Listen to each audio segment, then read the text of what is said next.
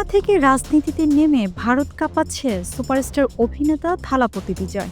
তা দেখে অনেকের মনে পড়ে যাচ্ছে বাংলাদেশ ক্রিকেটের দুই সুপারস্টার মাশরাফি বিন মুর্তজা ও সাকিব আল হাসানের কথা। বাংলাদেশের মতো ক্রিকেটপ্রেমী দেশে মাশরাফি ও সাকিব চাইলে নিজেদের জনপ্রিয়তা ও কারিশমা কাজে লাগিয়ে স্বাধীন রাজনৈতিক প্ল্যাটফর্ম তৈরি করতে পারতেন, দল গঠন করে জন আকাঙ্ক্ষার রাজনীতি করতে পারতেন। এতে তারা শুধু খেলোয়াড় নয়, সত্যিকার অর্থে জননেতা হয়ে উঠতে পারতেন। কিন্তু তারা তা করলেন না। তারা বেছে নিলেন ক্ষমতার ছায়া, যা তাদের নৈতিক অবস্থানকে প্রশ্নবিদ্ধ করেছে। দক্ষিণ ভারতের তামিল সিনেমার সুপারস্টার থালাপতি বিজয় ভিন্ন উদাহরণ হয়ে উঠেছেন। দীর্ঘদিন চলচ্চিত্রের জনপ্রিয়তা ও জনভালোবাসা নিজের পুঁজি হিসেবে কাজে লাগিয়ে তিনি তামিলাগা ভেত্রি কাজহাগাম নামে নতুন রাজনৈতিক দল গঠন করেছেন। শুধু তাই নয়, তিনি প্রকাশ্য ভারতের প্রধানমন্ত্রী নরেন্দ্র মোদী ও বিজেপিকে ফ্যাসিস্ট বলে আখ্যায়িত করেছেন।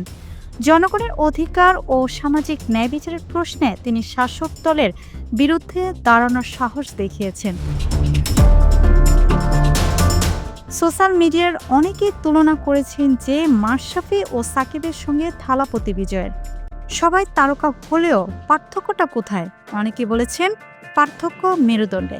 বিজয় রাজনৈতিক ক্ষমতার সুবিধা নিতে দলে যোগ দেননি, বরং দমননীতি ও ফেসিবাদের বিরুদ্ধে যুদ্ধের ডাক দিয়েছেন।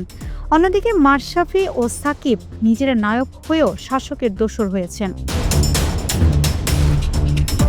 জনগণের আক্ষেপ এখানে, ক্রিকেট ও সবিজের মাঠে যারা কোটি হৃদয়ে আলো জ্বেলেছেন, তারা রাজনৈতিক মঞ্চে গিয়ে কেন সে আলো নিভিয়ে দিলেন? কেন তারা স্বাধীন কণ্ঠস্বর হয়ে উঠতে পারলেন না? সুযোগ তো তাদের হাতের মুঠোই ছিল, কিন্তু সঠিক সময়ে সাহস ও সিদ্ধান্তটা তারা দেখাতে পারলেন না। তাই থালাপতি বিজয় যখন জনতার প্রত্যাশার প্রতীক হয়ে উঠেছেন দক্ষিণ ভারতে, তখন বাংলাদেশে মাশরাফি, সাকিব ও ফেরদৌসরা ইতিহাসে কেবলই ক্ষমতার লোভী হয়ে রইলেন।